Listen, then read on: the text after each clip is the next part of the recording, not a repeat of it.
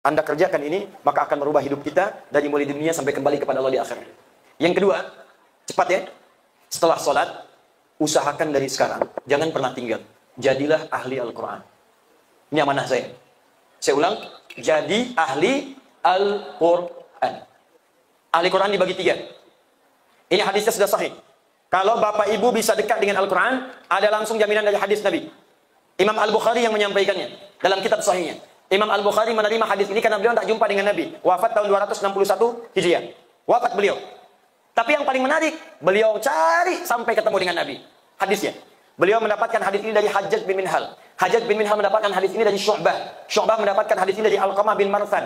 Alqamah bin Marsad mendapatkan hadis ini dari Sa'ad bin Ubaidah. Sa'ad bin Ubaidah mendapatkan hadis ini dari Abu Abdurrahman As-Sulami. Abu Abdurrahman As-Sulami mendapatkan hadis ini dari Utsman bin Affan dan Ali bin Abi Thalib radhiyallahu taala anhuma. Keduanya mendapatkan dari Nabi sallallahu alaihi wasallam. Perhatikan kalimat nabinya.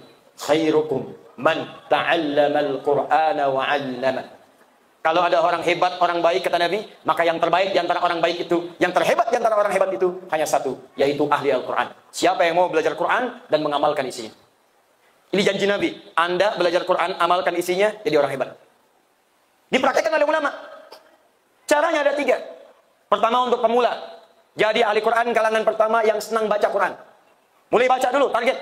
Khatam dalam sebulan, 1 hari 1 juz. Kalau mau mudah, jangan dipaksakan sekali baca 1 juz. 1 juz 1 hari bagi 5 bagian sesuai waktu sholat.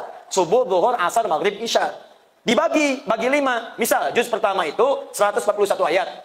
Ditambah dengan Al-Fatihah. Al-Fatihah saya tak hitung karena sudah hafal kita. Baik, 141 ayat bagi 5. Berapa jumlahnya? 28. Cepat ya. Misal, temukan. 28 ayat kan sedikit saja. Subuh. 28 ayat bagi 2. Sebelum subuh 14, setelah subuh 14. 14 ayat itu kan tidak lama. 5 menit pun tak sampai baca 14 ayat. Anda cuma butuh 5 menit menyelesaikan 14 ayat. 14 ayat setelah sholat subuh, 10 menit saja. Zuhur 5 menit sebelum, 5 menit setelah. Kalau itu konsisten, 1 hari 1 juz. 30 hari 30 juz. Dan ringan. Apa yang terjadi? Anda rajin baca, rajin baca, rajin baca. Kalau sudah dekat dengan Al-Quran, Quran yang sering Anda baca itu akan menjaga Anda dalam kehidupan. Anda akan dijaga. Minimal lisan dijaga dari berkata yang kotor. Tangan dijaga dari menyentuh yang haram. Yang hebat di masa Nabi kata para sahabat, jangan dikira semua sahabat Nabi hafal Quran. Ada di antara mereka yang cuma hafal 1 surah, 2 surah, surah yang dihafal itu Al-Baqarah, Ali Imran, seterusnya. Bisa. Yang paling dahsyat, ada di antara mereka yang punya wirid sebelum tidur sering membaca surah Al-Quran. Buka kitabnya Imam An-Nawawi, judulnya At-Tibyan fi Adab Hamalatil Quran. Halamannya halaman 52, terbitan Darun Nafais warna kuning, paling kanan sebelah bawah. Ada judulnya Wirid Al-Quran sebelum tidur. Ini sahabat-sahabat Nabi itu punya surat khusus. Ada yang baca Al-Mulk sebelum tidur. Ada yang baca Al-Ikhlas, Al-Falaq, An-Nas. Ada yang baca ayat kursi. Tapi ada satu di antara mereka yang senang baca Al-Baqarah. Saking dekat dengan Al-Baqarah, tidak pernah tidur kecuali baca Al-Baqarah terlebih dahulu. 1 kali dia tertidur, lupa belum baca Al-Baqarah. Tiba-tiba dalam tidurnya dia bangun. Kaget. Tangannya kena kawannya. Kawannya bangun. Kenapa kamu? Apa kata orang ini? Wallahi laqad ra'aitul fil manam innal baqarata laqad natuhatni. Saya tadi mimpi dalam tidur, saya diseruduk surat Al-Baqarah. Diseruduk Al-Baqarah. Al-Baqarah itu kan sapi betina. Jadi karena dia belum baca surat Al-Baqarah itu, dalam tidurnya datang sapi betina, nyeruduk dia. Seakan-akan mengatakan, kamu belum baca saya, baca dulu. Saking dekatnya dengan surat itu. Yang rajin baca surah Al-Mulk, dekat. Maka Allah akan jaga jasadnya di alam kuburnya. Yang rajin baca surat Yusuf dengan jiwanya, dengan ikhlasnya, dengan akhlaknya, maka dia akan dibebaskan dari kesedihan dan kesulitan dalam hidupnya. Ada fadilahnya, banyak. Baca kitab-kitab ulama, kita temukan keutamaannya. Hadirkan itu, golongan pertama. Kalau sudah lancar baca yang pertama ini, naik level kedua. Saya cepat. Nanti di akhir, saya berikan cara cepat menghafal Al-Quran. Yang kedua, amalkan isinya dengan cara mengkajinya terlebih dahulu. Jangan sampai selama ini baca, tapi tak paham isi. Punya target. Dalam sebulan, bulan ini saya selesaikan juz amma, saya paham. Besok saya selesaikan misalnya Al-Baqarah. Setahun saya selesaikan Ali Imran. Kalau mau cepat, ini saya berikan rahasia besar. Ini rahasia ya. Saya ulang, ini rahasia di antara kita saja. Kalau mau efektif, keluarkan ayat Al-Quran sesuai dengan profesi Bapak Ibu sekalian. Kalau baca, awal sampai akhir. Menghafal, awal sampai akhir. Tapi kalau ingin amalkan, praktekan, kalau bisa keluarkan yang kita butuhkan. Contoh. Ini saya lihat banyak yang berdagang. Ada di pasar, ada di bangunan, di toko-toko, macam-macam. Kenapa tidak ngaji, keluarkan ayat Quran tentang jual beli. Tentang bisnis. Ayatut tijarah, bimbingan bisnis dalam Al-Quran. Keluarkan ayatnya. Setelah dikeluarkan, kumpul para pedagang semua. Ngaji, cari buya, cari alim, cari ustaz. Kan itu kumpul, itu saja yang dibahas. Praktekkan di pasar. Praktekkan di supermarket. Praktekkan di tempat jual beli. Demi Allah, saya katakan, wallah, demi Allah. Allah menjadi saksi.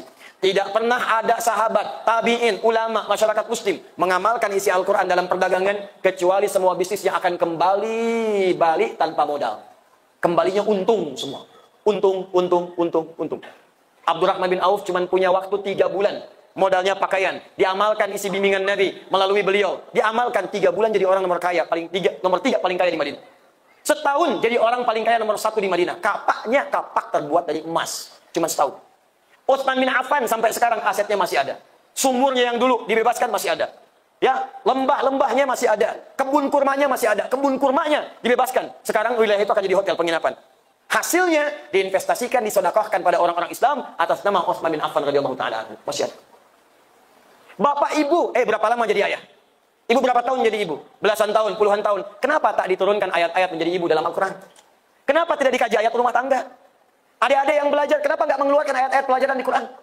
Ayat-ayat ilmu ada. Cara cepat menghafal, Quran surah 9 ayat 122. Cara cepat meningkatkan iman sambil belajar, Quran surah 58 ayat 11. Cara cepat mendapatkan kenikmatan dari Allah saat belajar, Quran surah 96 ayat pertama. Ada semua. Yang rumah tangga ada. Yang cari nafkah ada. Quran surah kedua ayat 168. Kalau pengen cepat, Quran surah kedua ayat 172. Ingin cepat lagi, Quran surah 7 ayat ke-96. Ada semua. Apa yang sulit? Keluarkan ayatnya, pelajari. Yang ketiga. Ini bagian terakhir dari ceramah kami. Dan ini saya akan tunjukkan kepada Bapak Ibu, saking mudahnya kita bisa melakukannya. Yang ketiga, ini yang diinginkan oleh Al-Quran. Praktekkan Al-Quran dalam hidup kita dari ujung kepala sampai ujung kaki. Jadilah ahli Quran. Hafalkan Qurannya, bukan sekedar dihafal, tapi supaya ayat yang sudah kita hafalkan itu langsung membimbing aktivitas kita dalam hidup. Jadi kalau mau melihat, matanya hadir, mengingatkan penglihatan kita. Hei, ini yang harus dilihat, ini jangan dilihat. Qul lil mu'minina yaghuddu min absarihim. Katakan pada pria-pria beriman, ini yang dilihat, ini tak boleh dilihat. Kalau itu bisa dilakukan, jadi ahli Quran yang hebat. Tak ada orang keluar surau tertukar sandal. Tak ada. Begitu mau keluar, mau pakai sandal orang, itu bukan punya kamu, palingkan. Jangan ambil. Tak ada orang salah tanda tangan, pejabat tanda tangan proyek salah, tak ada. Begitu akan tanda tangan, ayatnya berkata, wailul lil mutaffifin, celaka orang yang curang. Wailul lil mukadzibin, celaka kalau berdusta. Muncul ayatnya, bukan cuma hatinya mengatakan jangan lakukan, ayatnya langsung muncul. Ingat ya, tangan orang tahiyat tidak akan pernah dipakai maksiat, malu pada Allah. Dalam sholat kita tiap hari tahiyat, tahiyatulillah, tahiyatulillah. Tangan orang tahiyat menunjuk pada ketaatan pada Allah. Jangan sampai dipakai maksiat, sampai tangan bingung. Ini sholat dipakai, maksiat dipakai, malu pada Allah. Tangan orang tahiyat tak pernah dipakai maksiat.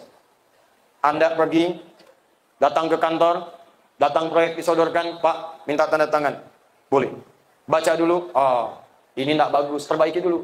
Pak, ini ada fee-nya Pak, 100 juta. Maaf, jari orang tahiyat tidak akan pernah dipakai maksiat. Ambil lagi. Ke toko, ada yang nyogok, Pak, turunkan Pak, ganti kwitansinya. Maaf, tangan orang tahiyat tak bisa dipakai maksiat. Jawab. Tapi ditambahlah Pak, 200 juta. Awal istikharah dulu ya. Tak bisa dipakai maksiat dan tak ada istikharah dalam maksiat. Paham? Yang terakhir adalah ajakan Al-Quran untuk menghafalkan Qurannya. Dan hafalan ini dijadikan sebagai bimbingan hidup, bukan sekedar dipakai untuk sholat atau bacaan biasa. Itu boleh dan pahalanya ada. Cuma sayang nanti manfaatnya tak dapat.